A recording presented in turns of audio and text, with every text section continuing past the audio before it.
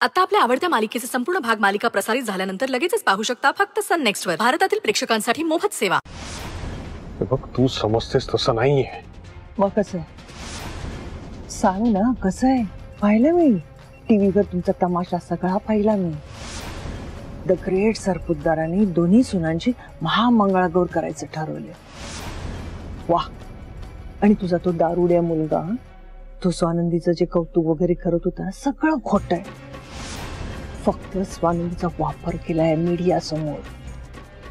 लाज कशी नाही वाटत तुम्हाला? हा, तुझ्या मुलाला जेव्हा पत्रकारांनी विचारलं की लग्न मंडपातनं पळून का गेलास, तेव्हा तो त्यांच्या अंगावर धावून गेला आणि मीडियामध्ये तुझी छी झाली.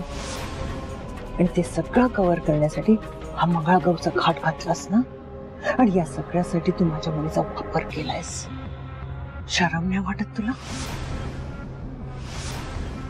हा, सरपुत्र फॅमिली किती ग्रेट आहे, ऑल इज वेल, हे सगळं मीडियाला दाखवण्यासाठी ना मंगळागौरीतला फुगडी घालायला लावली.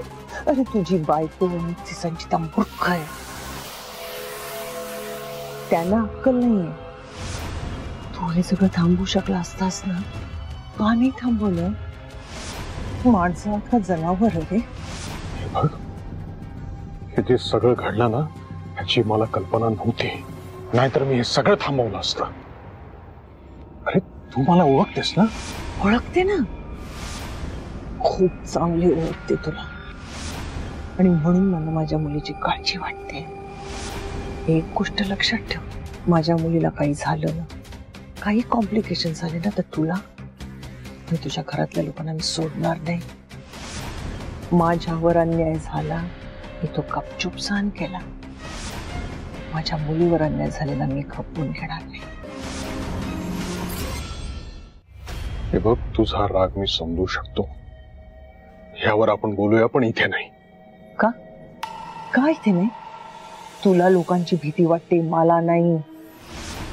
मणी मुलगा आणि स्वानंदी सून हे तुझ्यासाठी फक्त मीडिया समोर आहे, प्रत्यक्षात नाहीये.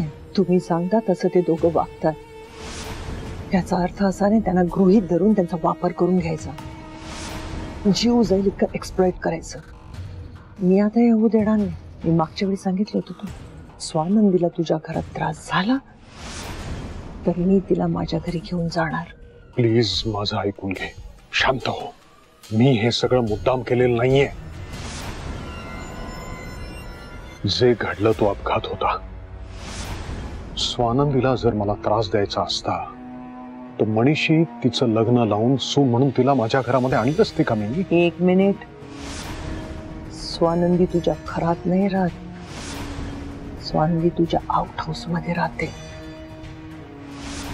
स्वानंदीला तुझ्या घरात सुनेचा मान मिळतो नाही.